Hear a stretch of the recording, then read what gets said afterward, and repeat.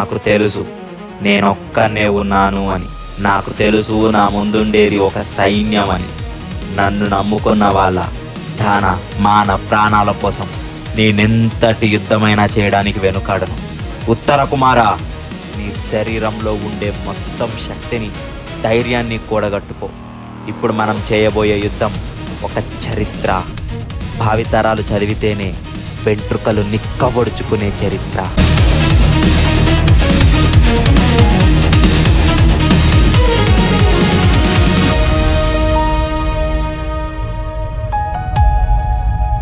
నేను దేవతలు, రాక్షసులు, గంధర్వులతో యుద్ధం చేసి గెలిచిన వాణ్ణి.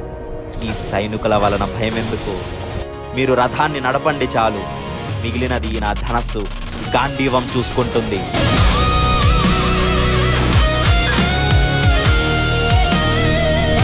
ఎవరైనా అర్జునుని ఆపగలరు అంటే అది నేనే.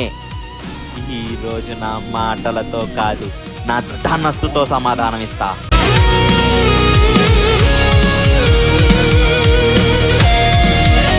అగ్నిదేవా, మీరు ప్రసాదించిన ఈ గాంధీవాన్ని నాకు ఎంతో అవసరమైన, నన్ను నమ్ముకున్న వాళ్ళ కోసం చేసే యుద్ధంలో ఉపయోగించడానికి మీ అనుమతి కోరుతున్నాను. ఈరోజు కౌరవులకి తెలిసి రావాలి వాళ్ళెంత తప్పు చేశారో అని.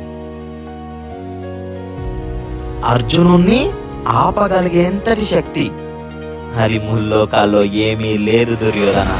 తన దగ్గర ఉండే ఒక అస్త్రం, అది అమోఘం. అది ముల్లోకాలను ఒక్క క్షణంలోనే భస్మం చేసేస్తుంది. కౌరవ సైనికులు, నేను, ద్రోణులు అందరూ కలిసిన ఈరోజు అర్జునుడిని ఓడించడం అసంభవం.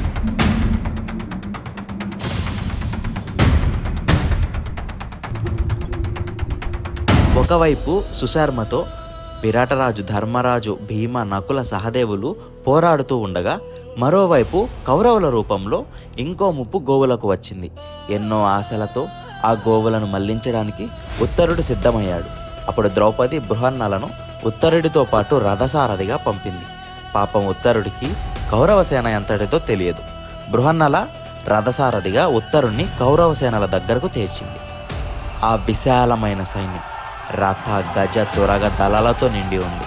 కర్ణ, దుర్యోధన, కృపాచార్య, భీష్మ, అశ్వత్థామలతో కలిసి మహాధనుర్ధారుడైన ద్రోణాచార్యుడు దానిని రక్షిస్తూ ఉన్నాడు. ఆ సైన్యాన్ని చూడగానే ఉత్తరుడికి భయంతో గగుర్పాటు కలిగింది. అతడు వ్యాకులుడై అర్జునుడితో, నేను కౌరవులతో యుద్ధం చేయగలననే నమ్మకం నాకు లేదు. నా శరీర రోమాలు భయంతో ఎలా వణుకుతున్నాయో చూడు. ఈ సైన్యంలో అసంఖ్యాకులైన వీరులున్నారు. వాళ్ళు చాలా భయంకరులు. దేవతలు కూడా వారిని ఎదిరించలేరు. నేను బాలుణ్ణి, శస్త్రపాటవం లేనివాడిని. ఇటువంటి నేను శస్త్ర విద్యలో పారంగతులైన ఆ మహావీరులతో ఎలా యుద్ధం చేయగలను? కాబట్టి బృహన్నల, వెనక్కి తిరుగు అని దీనంగా పలికాడు. తరువాత బృహన్నల ఎంత నచ్చజెప్పినా ఉత్తరుడు వినకుండా భయంతో పారిపోసాగాడు. తరువాత అర్జునుడు నచ్చజెప్పి, నేను యుద్ధం చేస్తాను, నువ్వు నాకు రథసారథిగా ఉండు అన్నాడు. తర్వాత ఉత్తరుణ్ణి శమీ వృక్షం దగ్గరికి తీసుకువెళ్ళాడు. ఉత్తరుడికి ఒకవైపు అయోమయం, అంత విశాల సైన్యాన్ని బృహన్నలు ఎలా ఎదిరిస్తుంది అని. అప్పుడు అర్జునుడు ఉత్తరుణ్ణి శమీ వృక్షంపై ఉన్న వారు దాచినటువంటి ధనస్సులు, శస్త్రాలను కిందకి దించమన్నాడు. అయోమయంలోనే ఉత్తరుడు అవన్నీ కిందకి దింపాడు. మరోవైపు భీష్మ, ద్రోణాది ప్రముఖ కౌరవ మహారాజులందరూ నపుంసక వేషధారి అయిన పురుషుడు ఉత్తరుణ్ణి రథం ఎక్కించుకొని శమీ వృక్షం వైపు వెళ్లడం చూసి అర్జునుడని శంకించి లోపల చాలా భయపడ్డారు. శస్త్ర విద్యా విశారదుడు అయిన ద్రోణాచార్యుడు భీష్మ పితామహునితో, గంగానందన స్త్రీ వేషధారి అయిన ఇతడు ఇంద్రసూచుడైన అర్జునుడని తోస్తోంది. అతడు తప్పకుండా మనల్ని యుద్ధంలో గెలిచి ఆవులను తీసుకుపోతాడు. ఇంత సైన్యంలో ఇతనిని ఎదిరించే యోధుడు ఎవరో నాకు కనపడడం లేదు. హిమాలయాల్లో తపస్సు చేసే సమయంలో అర్జునుడు కిరాత వేషధారి అయిన శంకరునితోనే యుద్ధం చేసి అతన్ని మెప్పించాడని విన్నాం. దానిపై కర్ణుడు, ఆచార్య, మీరు ఎప్పుడూ అర్జునుని గణాలను ప్రశంసిస్తూ మమ్మల్ని ఎప్పుడూ నిందిస్తూనే ఉంటారు. కానీ ఇతడు నాకు కానీ దుర్యోధనుడికి కానీ 16వ వంతు కూడా సాటిరాడు అన్నాడు. అప్పుడు దుర్యోధనుడు, కర్ణ, ఇతడు అర్జునుడే కనుక అయితే నా పని నెరవేరినట్లే. ఎందుకు అంటే అతడు వెల్లడి అయిన కారణంగా పాండవులు మళ్ళీ తిరిగి 12 ఏళ్ళు అడవుల్లో గడపాల్సిందే. కానీ నపుంసక వేషంలో ఉన్నటువంటి వ్యక్తి వేరే వ్యక్తి అయితే నా తీక్షణ బాణాలతో అతన్ని మట్టి కరిపిస్తాను అని వారు మాట్లాడుకుంటూ ఉన్నారు. మరోవైపు ఉత్తరుడు ఆ ధనస్సులను, శస్త్రాలను కిందకి దింపి వాటిపై ఉన్న వస్త్రాలను, ఆకులను తొలగించాడు. ఒక్కసారిగా గాంధీవంతో పాటు ఉన్న ఇతర ధనస్సుల నుంచి వచ్చే తేజస్సు నలుమూలలా వ్యాపించింది. ఎంతో తేజస్సు కలిగినటువంటి గాంధీవాన్ని చూసి ఉత్తరుడు ఆశ్చర్యపడ్డాడు. ఒకవైపు విశాలమైన సైన్యం, మరోవైపు బృహన్నల వారితో యుద్ధం చేస్తా అంటున్నాడు. ఇక్కడేమో అమోఘమైన ధనస్సులు ఉన్నాయి, అంతా అయోమయంగా ఉంది. అప్పుడు బృహన్నల, ఉత్తర కుమార, మీ వద్ద ఉన్న ధనస్సు నా బాహుబలానికి సరిపోదు, నా వేగానికి సరిపోదు, కాబట్టి నేను ఈ గొప్ప ధనస్సును ఉపయోగిస్తాను అని గాంధీవాన్ని తీసుకొని నారి సంధించి ఒక్కసారి లాగి వదిలాడు. అంతే, ఒక్కసారి మేఘాలన్నీ గర్జిస్తే ఎంత శబ్దం వస్తుందో నలుమూలలా ఆ శబ్దంతో దద్దరిల్లాయి. ఆ ధనస్సు శబ్దం ఎంతో తీవ్రంగా ఉంది. ఆ శబ్దాన్ని వినిన వెంటనే శత్రువుల ప్రాణాలు పోతాయేమో అనిపించేలా ఉంది. ఉత్తరుడు భయంతో దాక్కున్నాడు. తర్వాత అర్జునుడి దగ్గరకు వెళ్ళాడు. గాంధీవాన్ని పట్టుకొని గొప్ప తేజస్సుతో బాహుబలంతో ఉన్న బృహన్నలతో ఎవరు నువ్వు అని అడిగాడు.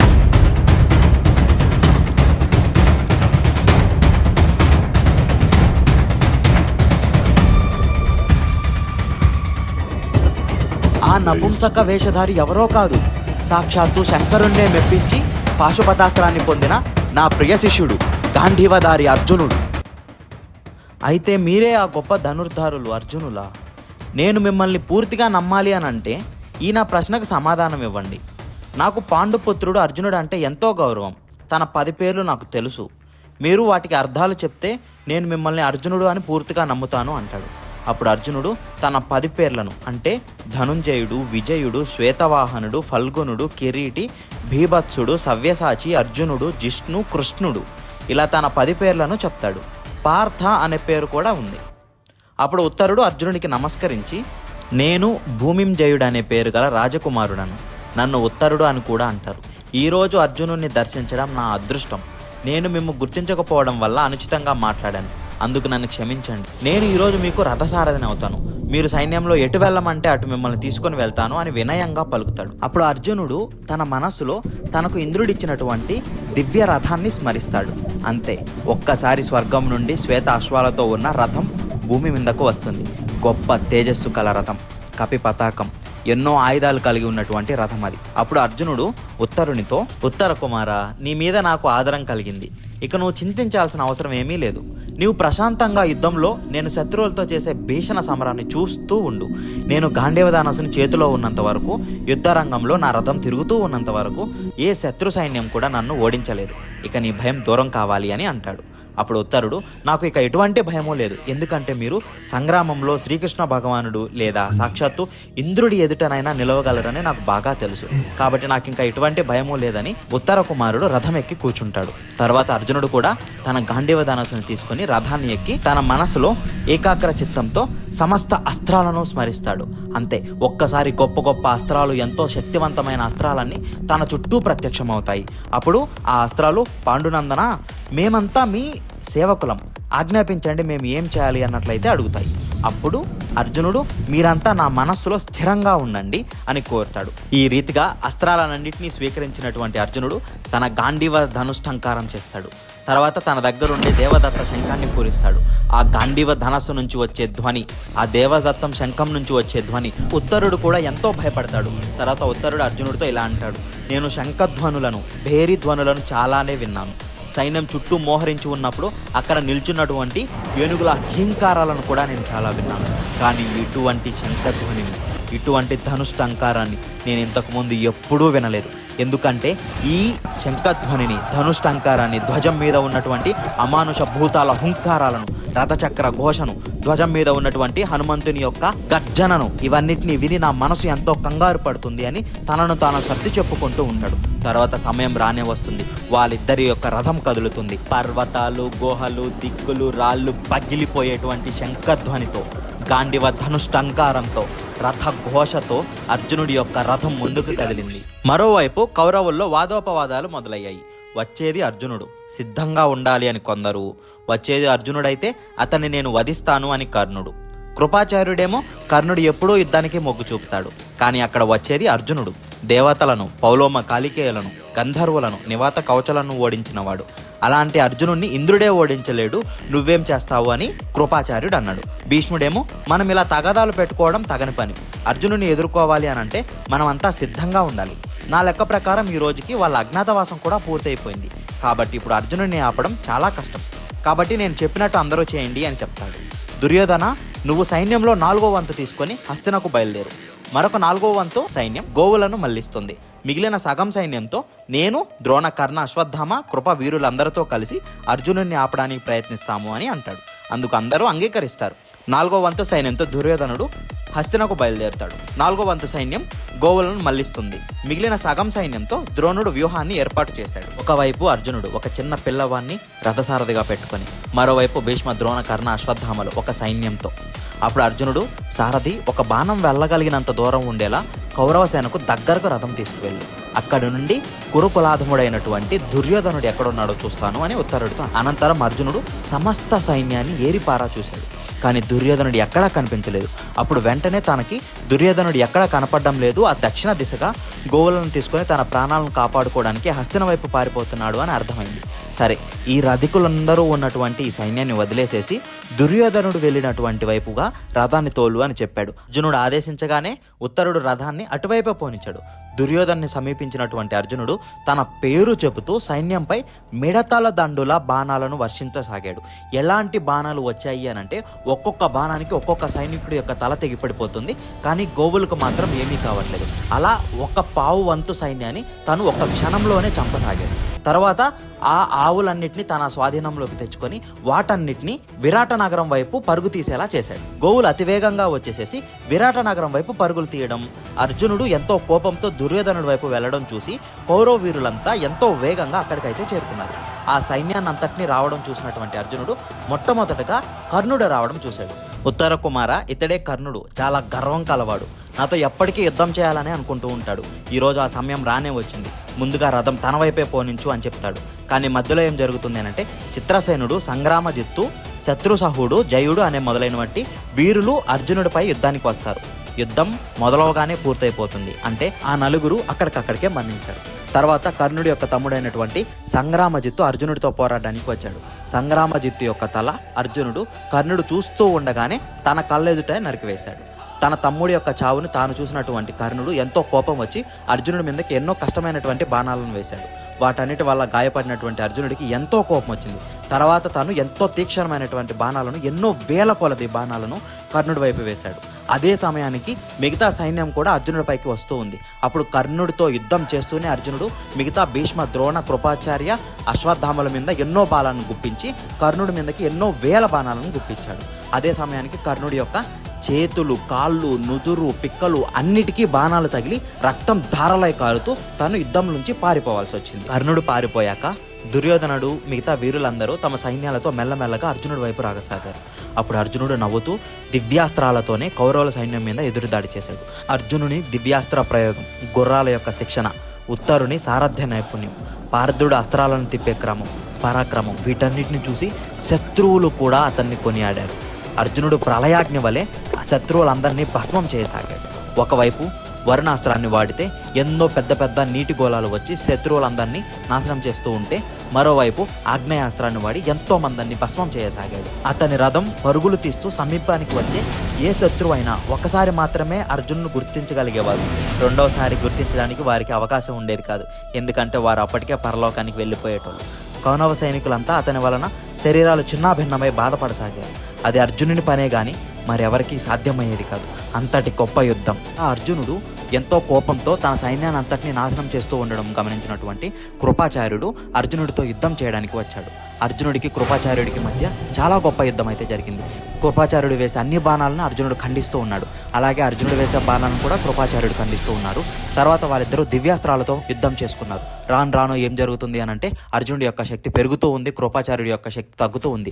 అర్జునుడు ఎన్నో తీక్షణమైనటువంటి బాణాలను కృపాచార్యుడిపై గుప్పించసాగాడు. కృపాచార్యుడి యొక్క ధనస్సు విరిగిపోయింది, రథం కూలిపోయింది, గుర్రాలు చనిపోయాయి, రథసారథి చనిపోయాడు. అతని యొక్క శరీరం అంతా బాణాలు గుచ్చుకొని రక్తం ధారలై కారుతూ ఉంది. తర్వాత తన సైన్యంలో కొంతమంది కృపాచార్యుడిని అక్కడి నుంచి దూరంగా తీసుకువెళ్ళిపోయారు. ఇదంతా చూసినటువంటి ద్రోణాచార్యుడు అర్జునుడిపై యుద్ధం చేయడానికి వచ్చాడు.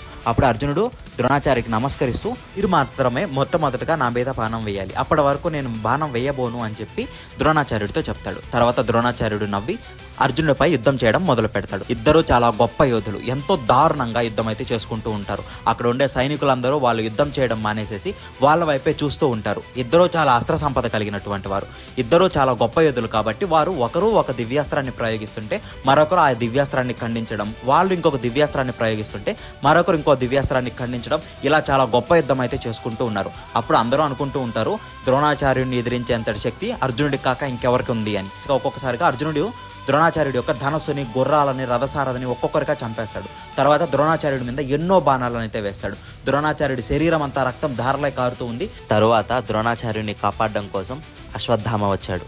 ద్రోణాచార్యుడిని మిగతా సైనికులు అక్కడి నుండి దూరంగా తీసుకువెళ్లారు. అర్జునుడు, అశ్వత్థామ వారిద్దరూ వేసుకునే బాణాలు వర్షించినట్లుగా భూమి ఆకాశాలని నింపేశాయి. ఇద్దరూ గొప్ప యోధులే. అర్జునుడు అశ్వత్థామతో యుద్ధం చేస్తూ మిగతా వాళ్ళను కూడా గమనిస్తూ ఉన్నాడు. అలా అర్జునుడు ఏమరపాటులో ఉండడం చూసి అశ్వత్థామ అర్జునుడి యొక్క గాంధీవ వింటినారిని ఖండించాడు. అది అలౌకికం, అమోఘం అనే చెప్పాలి. గాంధీవం లాంటి గొప్ప ధనస్సు యొక్క వింటినారుని అర్జునుడు లాంటి గొప్ప యోధుడి చేతిలో ఖండించడం. దేవతలు కూడా అశ్వత్థామని ప్రశంసించారు. ఎంతోమంది కురుయోధులు కూడా ప్రశంసించారు. తరువాత అర్జునుడు చిన్న చిరునవ్వుతో మరొక వింటినారిని కట్టి గాంధీవంతో బాణాలు వేశాడు. కానీ ఈసారి అర్జునుడు వేసే బాణాలకు పదునెక్కువైంది. అవి అశ్వత్థామను బాగా బాధ పెట్టసాగాయి. రాను రాను అర్జునుడి దగ్గర ఉండే అక్షయ తూనీరాల వల్ల బాణాలు ఇంకా ఉన్నాయి, కానీ అశ్వత్థామ దగ్గర బాణాలు అయిపోయాయి. అప్పుడు అశ్వత్థామ అక్కడి నుండి వైదొలిగాడు. తరువాత కర్ణుడు వచ్చాడు. కర్ణుడు రాగానే అర్జునుడు కర్ణుని చూడగానే మళ్ళీ కోపం వచ్చింది.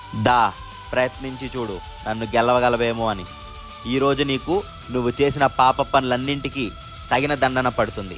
ఆ రోజు నేను ధర్మానికి కట్టుబడి అన్నీ సహించానేమో కానీ ఈరోజు నా కోప ఫలితం ఎలా ఉంటుందో చూద్దు. అప్పుడు కర్ణుడు, కబుర్లు చెప్పడం మాను అర్జున, నాతో యుద్ధం చేయి, నా బలాన్ని రుచి చూద్దువు గాని. అప్పుడు అర్జునుడు, కొద్ది క్షణాల ముందే కదా నాతో యుద్ధం చేసి గెలవలేక పారిపోయావు, మళ్ళీ పారిపోవడానికి కూడా సిద్ధంగా ఉండు అని అర్జునుడు బాణాలు వేయడం ప్రారంభించాడు. కర్ణుడు కూడా ఆ బాణాలని సమాధానం చెప్పసాగాడు. కానీ అర్జునుడి యొక్క ధనుర్వేద కౌశలం, ప్రావీణ్యం వల్ల కర్ణుడు ఎదిరించలేకున్నాడు. అప్పుడే అర్జునుడి వల్ల కర్ణుడి యొక్క ధనస్సు కూడా విరిగిపోయింది. అప్పుడు కర్ణుడిని కాపాడడం కోసం కొంతమంది తన సైనికులు, కొంతమంది రాజులు అర్జునుడిపై దూకారు. అప్పుడు వారందరినీ కూడా అర్జునుడు సునాయసంగా మట్టి కరిపించాడు. తర్వాత అర్జునుడు ఒక తీవ్ర నాచారాన్ని కర్ణుడి ఎదలో గుచ్చాడు. అది కవచాన్ని భేదించి శరీరం నుంచి బయటికి వచ్చి నేలపై గట్టిగా గుచ్చుకుంది. అంతే, కర్ణుడికి స్పృహ తప్పింది. కళ్ళ ముందు చీకట్లు కమ్మాయి. ఎంతో బాధని అనుభవిస్తూ యుద్ధభూమి నుండి విడిచి ఉత్తర దిశగా పారిపోయాడు. అప్పుడు అర్జునుడు, ఉత్తరుడు ఇలా గట్టిగా అరిచారు, పారిపోతున్నావేంటి పిరికి పందా, దా యుద్ధం చెయ్యి అని గట్టిగా అరిచారు. తరువాత అర్జునుడిని రథాన్ని ఆపడానికి భీష్ముడు వచ్చాడు. కానీ ఇంతలో దుశ్శాసనుడు, వికర్ణుడు, దుస్సహుడు, వివింశతి ఈ నలుగురు యోధులు అర్జునుడిని అన్ని వైపులా చుట్టుముట్టి యుద్ధం చేశారు. కానీ అర్జునుడు మాత్రం నలువైపుల నుండి వచ్చే బాణాలను తాను ఒక్కడే చాలా సునాయసంగా ఖండించి వారి నలుగురిని గాయపరిచాడు. రక్తం బాగా కారడంతో ఆ నలుగురు అక్కడి నుండే పారిపోయారు. అర్జునుడు అన్ని దిక్కుల్లోనూ తానే ఉన్నాను అన్నట్లుగా, యుద్ధభూమి అంతా తనదే అన్నట్లుగా తిరుగుతూ వచ్చే వారందరినీ ఓడిస్తూ లేకుంటే చంపుతూ ఉన్నాడు. అప్పుడు ఈసారి భీష్ముడి దగ్గరకు రానే వచ్చాడు. భీష్ముడి దగ్గరకు వచ్చి యుద్ధం చేయడానికి వెళ్ళాలి అనుకునే లోపు మళ్ళీ దుర్యోధనుడు, కర్ణుడు, దుశ్శాసనుడు, ద్రోణాచార్యుడు, అశ్వత్థామ, కృపాచార్యుడు అర్జునుడిపై యుద్ధానికి వచ్చారు. అందరూ కలిసి అర్జునుడిపై బాణాలు వేయడంతో అర్జునుడికి కొంచెం గాయాలయ్యాయి. అప్పుడు అర్జునుడు చిరునవ్వు నవ్వుతూ తన ధనస్సు పైకెత్తాడు. ఆకాశంలోని మేఘాల నుండి శక్తి, ఉరుములు, మెరుపులు అన్నిటి యొక్క శక్తి మొత్తం అర్జునుడి ధనస్సు దగ్గరకు వచ్చింది. అర్జునుడు గొప్ప దివ్య తేజస్సుతో వెలిగిపోతున్నాడు. ఆ అస్త్రం ఏంటో కాదు, సాక్షాత్తు ఇంద్రుని యొక్క అస్త్రం, ఇంద్రాస్త్రం. ఒక్కసారి అర్జునుడి ధనస్సు నుండి ఇంద్రాస్త్రం రాగానే బాణాలు జడివానలా కురిశాయి. అన్ని దిక్కుల మెరుపులు, ఉరుములతో బాణాల వల్ల అన్ని దిక్కులు కప్పబడ్డాయి. గజ సైన్యం, రథ సైన్యం ఎంతో చనిపోయింది. ఎంతో మంది మూర్ఛపోయారు. అంతా చిందరవందరైపోయింది. యోధులందరూ ప్రాణాల మీద ఆశతో పారిపోసాగారు. అప్పుడు భీష్మునికి అర్జునుడికి మధ్య ఎవరూ లేరు. ఇదంతా చూస్తూ ఉన్న భీష్ముడు అర్జునుడిపైకి బాణాలు వేశాడు. బుసలు పడుతున్న 8 పాముల వంటి బాణాలు వేశాడు. అవి ధ్వజం మీద ఉన్నటువంటి వానరాన్ని కొంచెం గాయపరిచాయి. అగ్రభాగంలో ఉన్నటువంటి ఆ అమానుష భూతాలను కూడా దెబ్బతీశాయి. తర్వాత అర్జునుడు కూడా భీష్ముడి యొక్క గుర్రాలపై, రథసారథపై బాణాలు వేసి నొప్పించసాగాడు. దానిని భీష్ముడు సహించలేకపోయాడు. తాను ఇక దివ్యాస్త్రాలతోనే యుద్ధం చేయాలి అని సంకల్పించాడు. ఇద్దరు దివ్యాస్త్రాలతో యుద్ధం ప్రారంభించారు. ఒళ్ళు గగుర్పడిచే యుద్ధం అది. వారిద్దరి మధ్య యుద్ధంలో ప్రజాపత్య, ఇంద్ర, ఆగ్నేయ, రౌద్ర, వారుణ, కుబేర, యమ, వాయువ్య, శైల ఇలా ఎన్నో దివ్యాస్త్రాలను వాడారు. తర్వాత దివ్యాస్త్రాలను ఆపి బాణాయుద్ధం చేయాలి అనుకున్నారు. అర్జునుడి యొక్క కౌశలం చాలా గొప్పది. అర్జునుడు ఎన్నో బాణాలను భీష్ముడి ఎదలో గుచ్చాడు. భీష్ముడు తాళలేక రథస్తంభానికి ఆనుకొని చాలాసేపు అలా కూర్చుండిపోయాడు. భీష్ముడు కదలకపోవడం చూసి రథసారథి భీష్ముడిని దూరంగా తీసుకువెళ్ళాడు. తరువాత దుర్యోధనుడు యుద్ధానికి వచ్చాడు. అర్జునుడి యొక్క ప్రతాపం తాళలేక పారిపోసాగాడు. అప్పుడు అర్జునుడు దుర్యోధనుడితో, రాజ్యం కావాలి అన్నావుగా, రా యుద్ధం చెయ్యి, గెలుచుకో అని పరిహసిస్తూ మాట్లాడసాగాడు. అది సహించలేక దుర్యోధనుడు తిరిగి మళ్ళీ యుద్ధానికి వచ్చాడు. ఎక్కడ అర్జునుడు దుర్యోధనుడిని సంహరిస్తాడేమో అని భీష్ముడు, కర్ణుడు, ద్రోణుడు, అశ్వత్థామ, కృపుడు అన్ని దిక్కుల నుంచి వచ్చి మూకుమ్మడిగా దాడి చేయడానికి సిద్ధపడ్డారు. నలువైపుల నుంచి వచ్చే ఎన్నో అస్త్రాలు అర్జునుడిపై పడసాగాయి. వాటన్నిటిని అర్జునుడు ఖండించి కౌరవులందరినీ లక్ష్యంగా చేసుకొని నివారింపసఖ్యంగా అన్నటువంటి సమ్మోహనాస్త్రాన్ని వేశాడు. తర్వాత తన శంఖాన్ని గట్టిగా ఊదాడు. భూమి ఆకాశాలు దద్దరిల్లాయి. కౌరవ వీరులంతా స్పృహ తప్పి పడిపోయారు. ఒక్క భీష్ముడు తప్ప మిగతా వారందరూ స్పృహ తప్పారు. భీష్ముడు ఆ అస్త్రానికి గౌరవం ఇచ్చి పడిపోయాడు. అలా అర్జునుడు యుద్ధరంగం మొత్తం తానే ఏ వీరుడు కూడా చేయలేనటువంటి గొప్ప యుద్ధాన్ని తాను ఒక్కడే చేసి చూపించాడు. ఒక సైన్యాన్నే ఓడించాడు. గోవులను మత్స్యదేశం చేర్చాడు.